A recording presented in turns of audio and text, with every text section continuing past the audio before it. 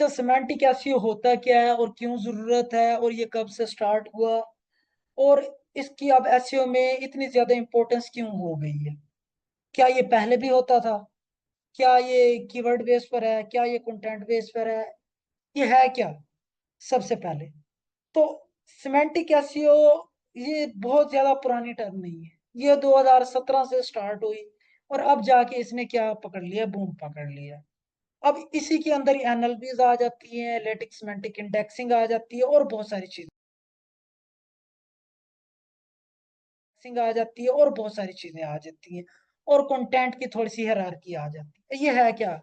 अब इसके अंदर ना एक कंटेंट है ना, उसके अंदर तीन चार चीजों का रिलेशनशिप आ जाता है। एक होता है कि कॉन्टेक्स्ट, आप बात क्या कर रहे हैं। उसके बाद आता है कि भाई आप जिसके बारे में बात कर रहे हैं, क्या उसकी रिलेटेड टर्म भी है। फॉर एग्जाम्पल आप मोबाइल पर बात कर रहे हैं या आप क्रिकेट पे फॉर एग्जाम्पल बात कर रहे हैं, क्या उसके अंदर बैट का भी जिक्र है, बॉल का भी जिक्र है, विकेट्स का भी है, पिच का भी है, ग्राउंड का भी है। ये रिलेटेड टर्म्स। और उसका कंटेंट का इंटेंट कैसा है? क्या मैं फॉर एग्जाम्पल बात कर रहा हूँ क्रिकेट पे और बात मेरी जा रही है फुटबॉल, उसके अंदर आ गई है, तो इंटेंट नहीं मिसमैच होना चाहिए। तो इंटेंट आपका होना चाहिए। उसके बाद आ जाता है लेटेड सिमेंटिक इंडेक्सिंग, जिसे हम एलएसआई कहते हैं। उसके जो सराउंडिंग वर्ड है, जैसे क्रिकेट के अंपायर आ गया, टीम आ गई, उसके अंदर जितनी भी सारी चीजें हैं रिलेटेड एंड सिमिलर कीवर्ड जो हमने पढ़े थे, वो भी हम इसके सिमेंटिक के अंदर आ जाते हैं। तो इसका कंटेंट कैसे लिखा जाता है? अब फर्स्ट पैराग्राफ हम जो भी लिखते हैं, जैसे भी आप लिख रहे थे, अब से जो फर्स्ट पैराग्राफ होता है वो होता है, अब से होगा वो होगा समरी पैराग्राफ। अब पहला पैराग्राफ समरी किस तरह से, अब पूरा कंटेंट लिख लिया। सबसे पहले क्या होगा कि भाई पहला पैराग्राफ में आपको ने बताना है कि भाई पूरे उसमें कंटेंट में मैं ये बातें डिस्कस कर रहा हूँ, ये बातें मैं बता रही हूँ। तब जाके आपके पहले पैराग्राफ में सारे अपने जो कंटेंट है उसके इंपॉर्टेंट कीवर्ड, उसके इंपॉर्टेंट बातें, सारी चीजें पहले पैराग्राफ में है। क्योंकि अगर कोई पढ़ने आएगा तो पहला पैराग्राफ ही पढ़ेगा, उसमें उसको पता लगेगा अच्छा यार ये बात भी हो रही है, ये बात भी, ये बात भी हो रही। उसके बाद आता है टेबल ऑफ कंटेंट। अच्छा यार अब इन चीजों को डिटेल से डिस्कस किया जा रहा है। अब फॉर एग्जाम्पल मैं कहता हूँ कि भाई कंटेंट लिखो पाकिस्तान वर्सेस इंडिया के मैच पर। अब एक बच्चे ने लिखा कि भाई अब जो ट्रेडिशनल है, मैं आपको क्या बता रहा हूँ कि जो सिंपल कंटेंट है उसमें लिखा जाता है we are going to discuss about Pakistan versus India match. ये क्या हुआ भाई?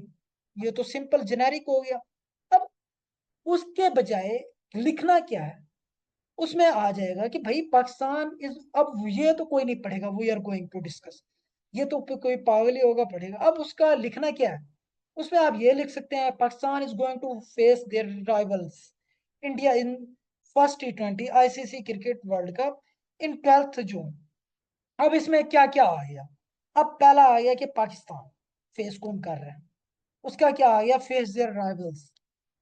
तीसरी क्या आ गई, इंडिया, राइवल्स कौन से, इंडिया। उसकी आ गई फर्स्ट T20 मेंस क्रिकेट। उसके बाद क्या आ गया, वर्ल्ड कप 2024।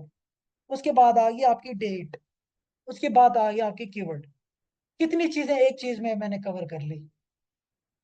तो इस तरह से आपने कंटेंट का फर्स्ट पैराग्राफ और कंटेंट की स्टार्टिंग करनी है, ताकि कंटेंट इस तरह ना लगे, रोबोटिक ना लगे, एआई ना लगे, कोई ऐसा ना लगे कि भाई किसी बिगनर ने लिखा है। इस तरह का प्रोफेशनल कंटेंट होना चाहिए।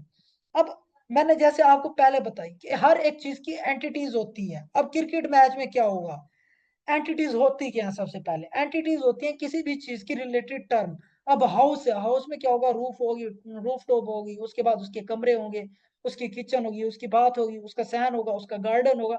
ये सारी एंटिटीज हैं।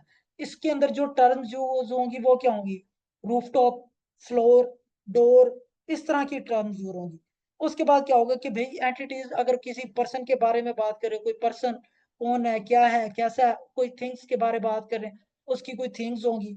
उसके बाद क्या आ जाता है कि भाई स्कीमा, स्कीमा आ जाता है इसके अंदर कि भाई स्कीमा क्या करता है, नेविगेट करता है चीजों को, किस टाइप का स्कीमा है, आर्टिकल ब्लॉग है, प्रोडक्ट स्कीमा है, या फिर किस टाइप का स्कीमा है। ये सारी चीजें उसमें आ जाती है। अब ये उसके बाद आ जाता है NLP, Google natural linguistic process. अब ये है कि ये अब लेक्चर खत्म हो गया है, तो इसको हम कल ही डिस्कस करेंगे, ये इन डिटेल डिस्कस करेंगे।